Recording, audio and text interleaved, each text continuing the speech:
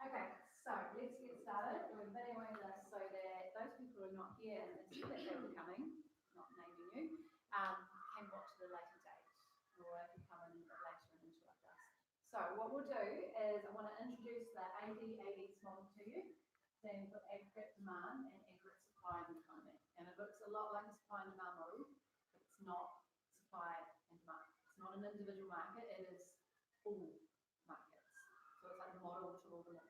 Right, and what I want to do is go through it in terms of each curve separately so that you have an idea of exactly what it is, and so then you might have an idea of what might cause it to shift, increase or decrease, and therefore you can start thinking about different events and how you can model the effect of those different effects on the price level. So on the model, PL stands for price level, and that in New Zealand is measured by the Consumer Price Index. So officially we measure our price level, so the average of all prices in New Zealand through the CPI, and on the ADS model this is PL, so the vertical axis.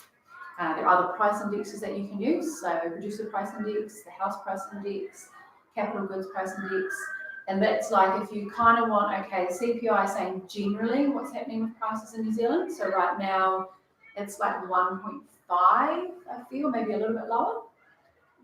You're talking about the OCR being quite low. That's because they're concerned that the CPI percentage change, the price level is a bit low. That they feel that the price level should be increasing a little bit more. They want it to be around 2% increase each year.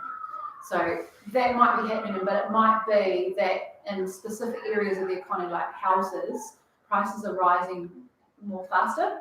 Like you're having bigger price rises, particularly say of something like housing, and you can get a price index that looks at, okay, well, what's happening with prices in that area? Or the food price index might be relevant because it might say, oh, inflation's only like 1.5%, that's not very high, that's okay. But if you look at something like food prices, they might be rising by a higher amount. So it could be that the cost of living, which is what inflation is supposed to measure, might not actually be the real picture, may not be apparent if you look at the CPI. Yet if you look to something like the food price index, you might see why people are complaining that they can't make ends meet. But in terms of the ADS model, we really are looking at the CPI and the percentage change. All right. Down the horizontal axis, it's a little bit more interesting, all right, and that it's Y, and Y stands for several things. The first thing that we use primarily for it to measure is real GDP, which is real gross domestic product, which is your total output adjusted for changes in the price level. So it's giving you an idea, how much have you actually produced this year? How does that compare to last year? Have you produced more or less? If you have the inflation rate included in it, so if you have an account for changes in the price level, it might look like it's going up, but actually it might be going down, it might not have changed at all. So it is important to have real GDP, and we use that to measure economic growth. So it's the official measure of economic growth. Has your economy produced more or less? Have you earned more or less? Or just the same? But alongside that, you can also use it to measure like income. So if you produce stuff, you can sell it and earn an income. And also to produce that stuff, you need to use resources. So if we have this increasing, then we should be able to look at what's happening to employment or unemployment. So it's sort of saying if real GDP has gone up, we should expect there to be an increase in employment. It may not happen because it might be through productivity gains. But generally speaking, is a positive correlation between, say, employment statistics and real GDP, that they move together. When they don't move together or the pattern's less pronounced, it'll be due to productivity gains, i.e. you're using resources more efficiently and you're getting more out of them, so you don't need as many resources. Right? Sort of going over quite a lot of stuff, but it's just to understand that when we talk about the horizontal axis of Y, we usually refer to, okay, what's happening to real GDP, so economic growth, but it can also be used to measure changes in your income, which real GDP is a measure of, and particularly employment. And with that, unemployment. Okay? So, first things first, you have AD, which stands for aggregate demand. All right, and aggregate demand is total expenditure in the economy. You might remember from the circular flow, all the flows are spending. So actually, what's really helpful with ADs is like an equation that you can use to help you remember what it's made up of. So it's up there, and it is consumption spending by households. So in like year 11, you call it consumer spending. When we refer to it in sort of macroeconomics, we tend to say in statistics, it's private consumption households. But the key word is consumption, household consumption. And then you have I for investment spending by firms, so the injection into the circular flow. You have G for government spending and the circular flow, another injection, G. Then you have plus the overseas sector, X minus N. So it's going, this bit here is national expenditure, so household expenditure, government expenditure, and expenditure by firms on capital goods. And then you go, what about the difference between what we spend on other countries' goods and services?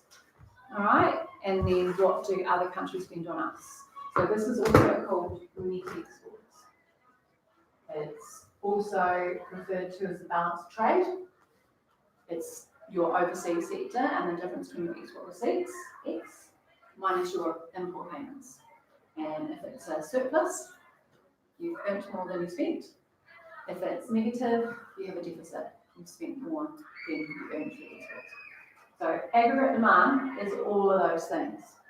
And what we tend to see is that when the price level is high, so when inflation is quite high, prices are increasing a lot, we tend to see that people consume very little. So sort of you can represent it like this. The increase in output, output is low. If this is zero, we're not consuming very much. We're like here, because the price level, L, is high, your purchasing power is low. So when prices are high in the economy, output is low because people's ability to buy things with that given amount of income is low. So the aggregate demand curve is quite steep up here, showing small amounts of output at higher prices due to the idea that when you have a high price level, your purchasing power is low. When you get to the lower price level, so let's go to here, then your output is higher because at lower prices, your purchasing power is higher. Don't need numbers. You can consume more.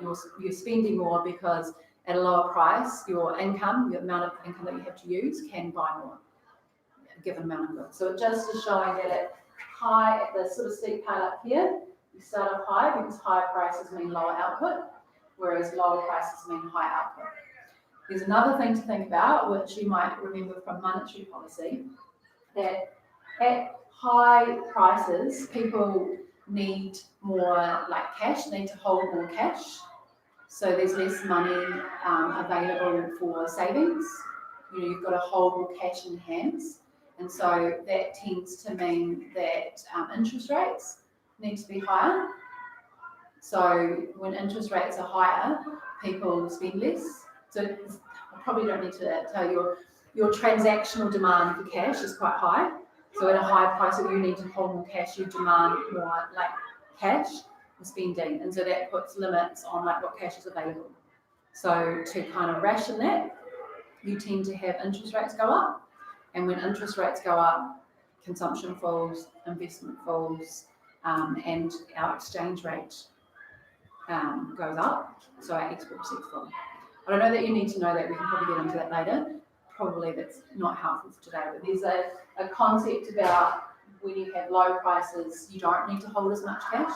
So your demand for money falls, and therefore interest rates fall, and then spending goes up, which is why output goes up. Okay? Well, the stuff you don't necessarily need to know, but it's sort of, things we would start with in terms of what the curve is. You do need to know that AD equals those things. All right, so the other side of the equation is AX. All right, so first things first, AD equals C plus I plus G plus X minus Z. It does not equal like demand. Okay, so it doesn't equal demand. And so many people think, oh, demand. No, it is total demand, but it's from all sectors of the economy. AS slopes upwards and to the right, and it looks suspiciously like a supply curve, but it is not a supply curve. It is the total supply in the economy from every single market. So it actually equals total production.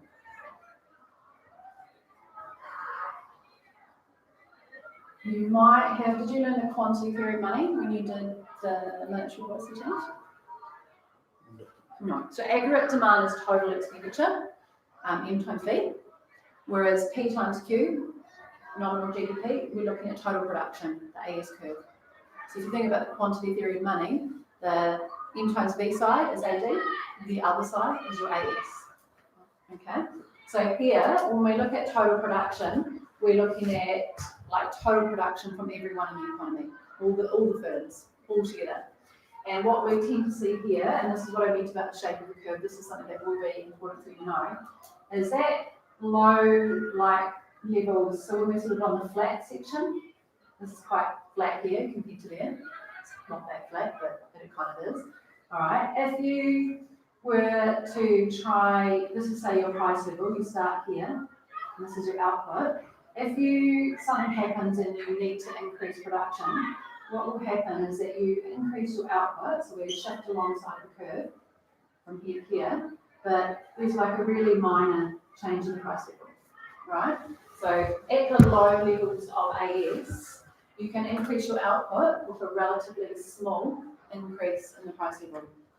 And that's due to the fact that at low levels of output, you're not really producing that much, so you're not really using all your resources, so you tend to have a lot of spare capacity. There's a lot of people unemployed, there's a lot of resources like land, capital, that are being lying unutilised at all, or they may not be used to their most efficient use. So it's relatively easy for you to meet, say, an increase in demand and increase your output and move from, say, A to B with a very small change in the price level. However, when you get to the steep part of AS, it's different. So you can sort of go here and say, oh, everyone wants stuff, I need to increase my production to meet this new demand. If you increase Y, so just kind of anywhere along here, Y2 to Y3, that's how much you increase Y, but this is how much you increase the price level. It's quite exaggerated, so that's quite good. So 2 to 3. So when you're at the steeper part of AS, any increases in output will only come at a very sharp rise in the price level, because you're now getting into the point of your economy where maybe you're starting to get into a boom on the business cycle, and there's not a lot of spare resources. Unemployment's probably quite low, and other resources like land and capital are being used. So if you get like more spending and you try and increase your production to meet that demand, you have to start bidding for resources, you have to start offering people higher rates of pay to get them to come and work for you, which tends to increase prices. It increases your costs, so you increase your prices to try and compensate for that. So when you're on the steep part of AS, any increase in output will come with a much larger increase in the price level. And in some instances, when you're in the very steep part of it, the vertical part of AS, then you won't get any increase in output. The price will just rise massively to combat, like all these people want stuff, and prices have to rise to allocate the scarce resources that we have left. It's probably I don't know if you are ready for this. The reason I'm teaching it is when you start looking at events or situations like decreasing the OCR and how effective it is, it does depend where the economy is in terms of AS. Are you on the flat bit or are you on the steep bit? And if I put the two together, I can sort of show you what that might look like. If you don't remember a lot, AS equals total production, doesn't have an equation, okay, and it doesn't equal just supply.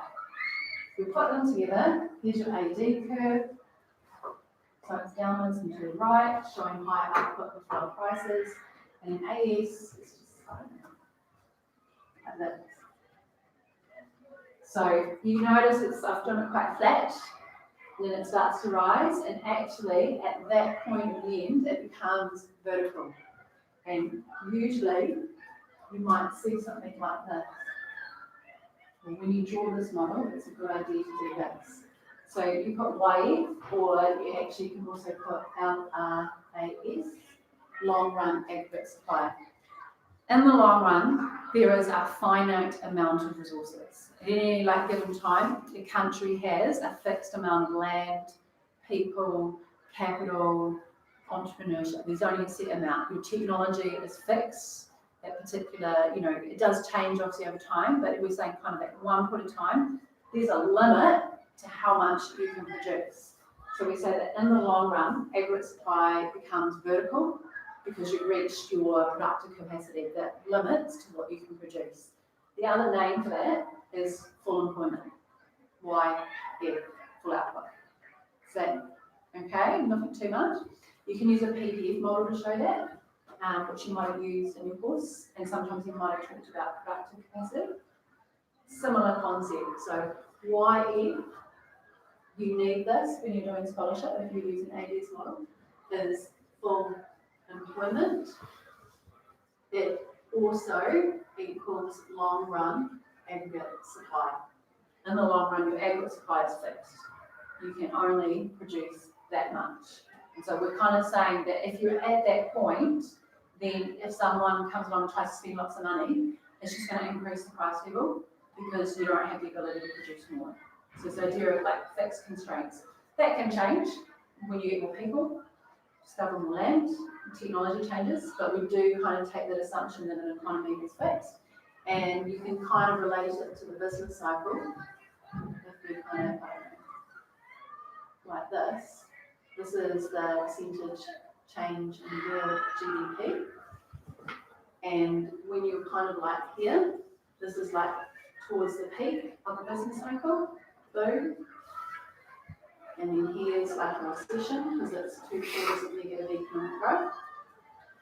When you're at YF, if you're operating there, then you're sort of here.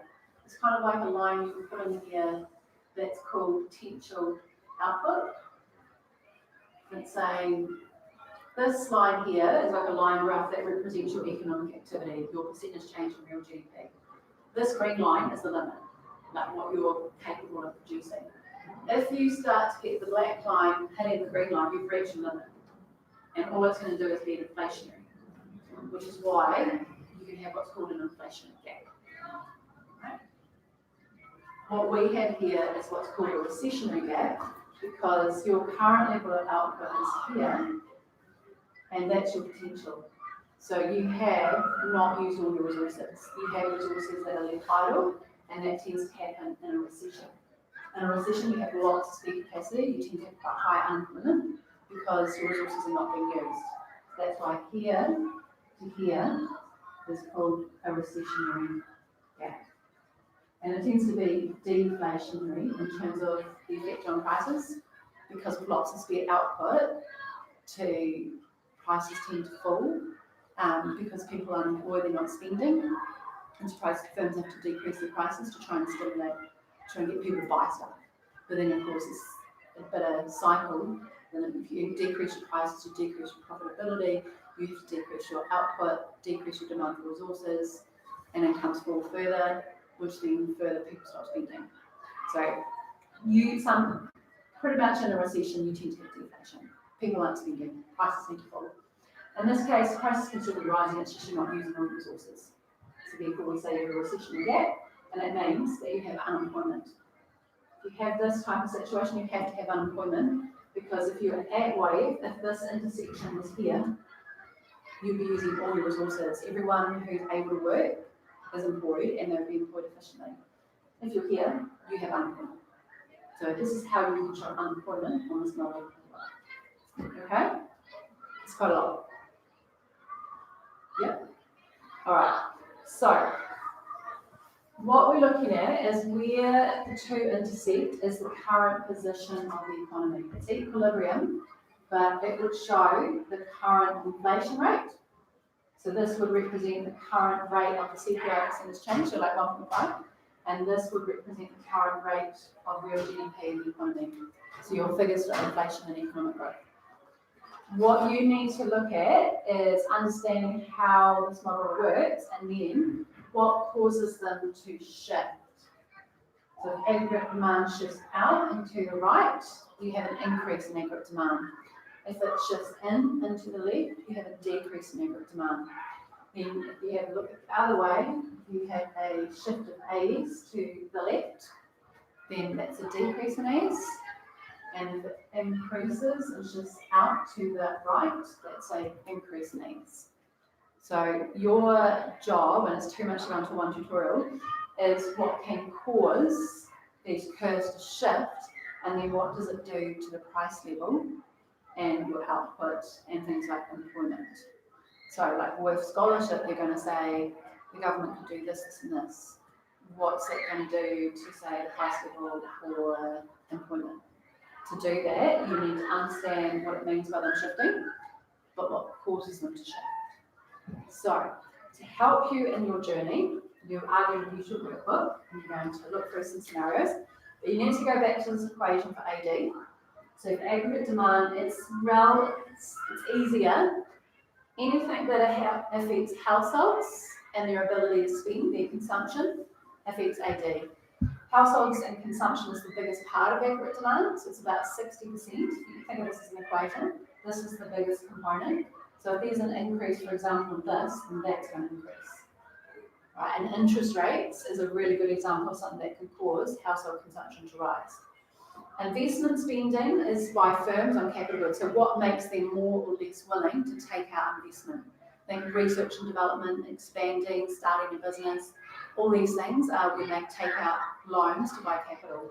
So what makes them more or less? If it increases, it has the potential to cause AD to increase, vice versa.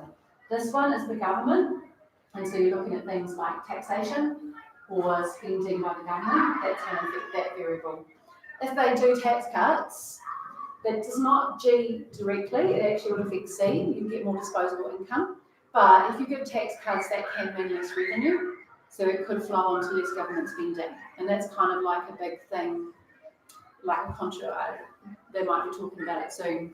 They're suggesting the government gives tax cuts, but sometimes there's been an analysis, tax cuts don't really tend to do anything because those households that receive the tax cut save it. And also if you give tax cuts, you've got less revenue to spend. So what tends to happen is governments can just increase taxes in the future. So there's actually no change. There's a lot of like stuff on that, like research and analysis of whether giving a tax cut really stimulates the economy. Not for today, but there is an issue that if you tax less, then you have less money to spend, so your spending will probably fall. It could be the government spends more, so that could happen. Does that mean they tax more? In this case, if government spending increases on, say, the free education, on teachers' salaries, on building new hospitals, a new radiation treatment that they're talking about, and all that, that's an increase in G, that's an increase in AD. It's kind of like ceteris paribus, assuming none of these other things change, but if that increases, that increases. This one here is your overseas sector, so do we export more? Are we just earning more on our exports? We're not selling more, but the price of our exports is higher? Or is the price the same, but we're getting more demand for exports, so we're selling more?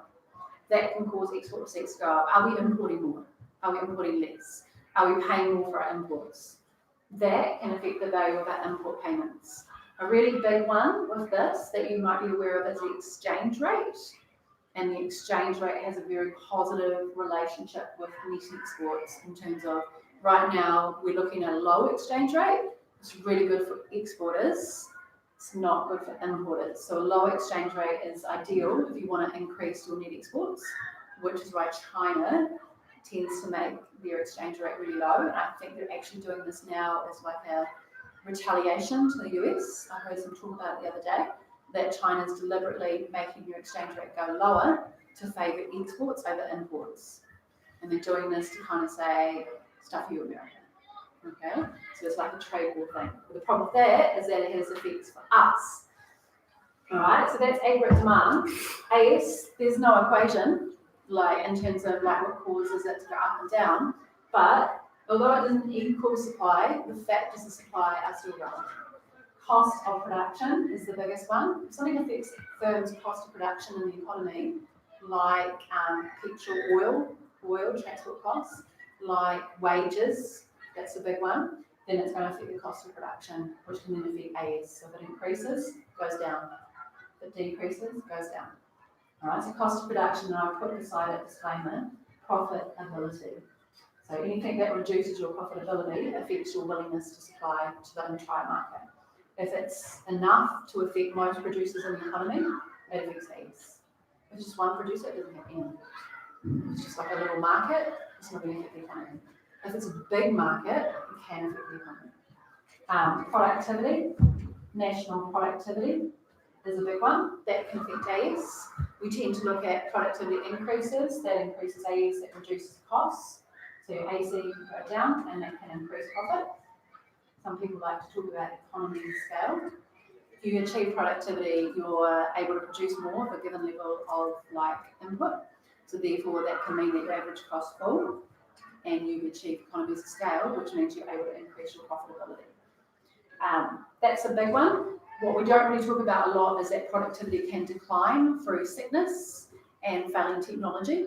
So when they talk about swine flu and stuff like that and getting stockpiles of Tamiflu, that's because if there was if we had a massive outbreak of the flu, that could affect a lot of firms in terms of their workers being off or not working as well, which would decrease productivity, which would decrease AS. Okay, you have technology, which affects productivity. Okay, then in New Zealand we have the environment, that's a big one, but not in terms of environmental friendly packaging. I'm not talking that. I'm talking the weather, and I'm talking natural disasters.